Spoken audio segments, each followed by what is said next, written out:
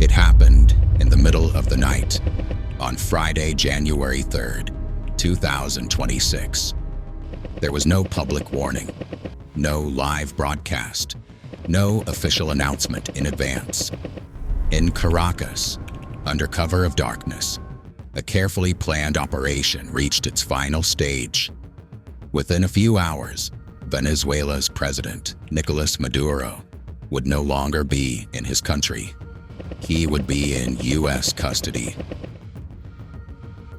This video is a visual reconstruction of how that operation unfolded, based on reporting by the Washington Post and other investigative sources.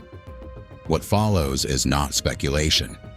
It is a step-by-step account of what is known so far. To understand how this moment became possible, we first need to understand Venezuela itself, its geography, its resources, and its long relationship with the United States. Venezuela is a country of more than 28 million people, located in northern South America, along the Caribbean coast. It sits just a few hours by air from the United States. The country holds the largest proven oil reserves in the world. For decades, this single resource shaped Venezuela's economy, its politics, and its foreign alliances. From Washington's perspective, this mattered. Venezuela was resource-rich, strategically located, and increasingly aligned against U.S. interests. That alignment accelerated after 1999, when Hugo Chávez came to power.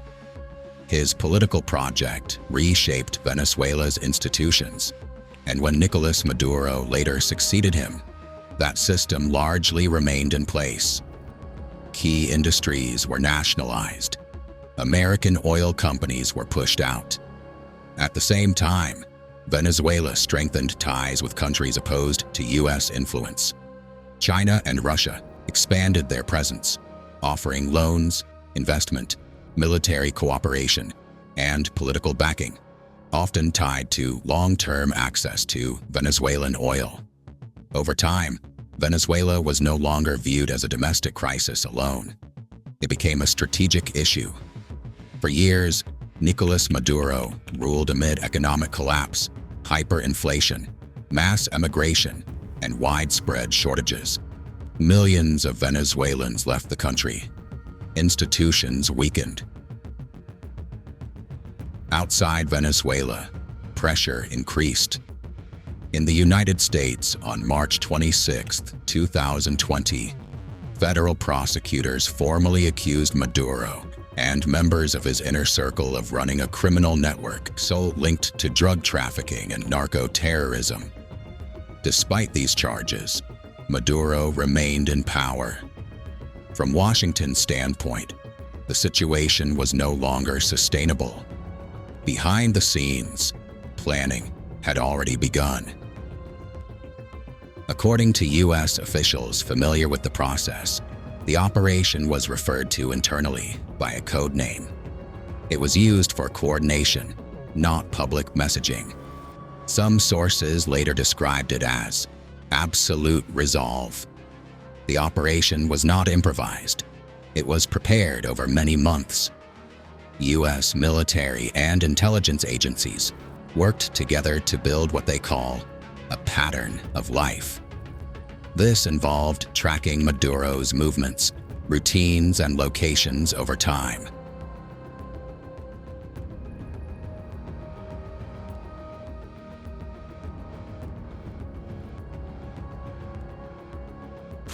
This level of preparation required months of coordination.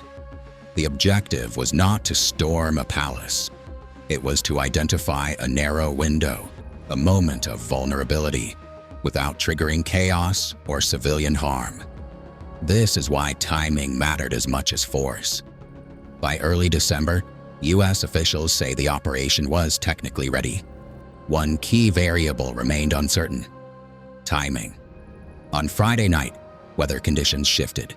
Not ideal, but sufficient. In the words of General Dan Kane, a narrow aerial corridor opened. At 10:46 p.m. Eastern Time, the final order was given. Aircraft began moving across the region. More than 150 were involved. This was not a single strike. It was a coordinated, multi-domain operation. Helicopters approached Venezuela's coastline at extremely low altitude, reducing radar detection. At the same time, U.S. forces worked to neutralize Venezuelan air defenses. The objective was not occupation. It was access. Several strategic locations were struck to clear a path toward Caracas. Videos filmed by civilians later showed explosions near military sites. With the route open, the helicopters continued inland. In the early morning hours, aircraft appeared over key military areas of Caracas, including Fuerte Tiuna, the country's largest military complex. Satellite imagery later confirmed damage near surrounding hillsides. Ground forces reached the target area. At this stage, time was measured in minutes. At 2 a.m. local time, U.S. forces arrived at the fortified complex where Maduro was located. According to official statements, Maduro and his wife attempted to reach a secured room. They did not make it. There was no prolonged firefight, no public footage. The outcome, however, was decisive. Maduro and his wife were taken into custody, alive. Once secured, the operation shifted immediately to extraction. Within hours, helicopters left Venezuelan territory. At 4:29 a.m. local time, the extraction was complete. Their destination was not Venezuela. It was a U.S. Navy vessel offshore. At that point, speed was no longer the priority. Control was. Maduro was now classified as a high-value detainee and moved under strict security protocols. By the time the aircraft entered U.S. airspace, the outcome was irreversible. This was not without precedent. In 1989, Panamanian leader Manuel Noriega was captured and later prosecuted in the United States. But Maduro marked a new threshold. He became the first sitting president charged by U.S. courts and taken fully into American custody. From that moment, the focus shifted from military execution to legal consequences. Later that day, Nicolás Maduro arrived in New York and was transferred to the Metropolitan Detention Center in Brooklyn, where he was placed in isolation. For the first time since 2013, Maduro was no longer in power and no longer in Venezuela. Back in Caracas, a power vacuum emerged. Venezuela's Supreme Court appointed Vice President Delcy Rodriguez as interim president. The military recognized her authority temporarily. Officials urged calm, but uncertainty spread. No immediate elections were announced. No clear transition plan was presented. Venezuela entered a fragile transition. International reactions were swift and deeply divided. At the United Nations, officials warned of a dangerous escalation and called for respect for international law. Canada urged restraint. Mexico condemned the operation outright.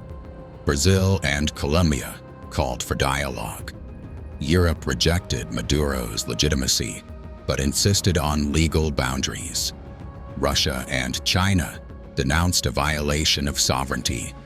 Israel and Argentina backed Washington, calling it a step toward regional stability. In just a few hours, the capture of one man exposed deep fractures in global politics. In Washington, attention quickly shifted from the operation itself to its political and economic implications. President Donald Trump presented the capture as the beginning of a new phase, emphasizing control, transition, and strategic interests. The night Nicolás Maduro was captured ended an era, and opened a new, uncertain chapter for Venezuela. Maduro, because Maduro gave up immediately. So she could also. He raised his hand, he gave up, and he did the right thing, but he gave up. So we were so effective, and it was so fast and violent. It was very violent, but we were so effective. He raised his hands, he gave up. Worlds in Conflict, a YouTube channel dedicated to clear, fact-based explanations of major geopolitical events. If you want more content like this, consider subscribing. History often turns quietly, long before the world catches up. Thank you for watching.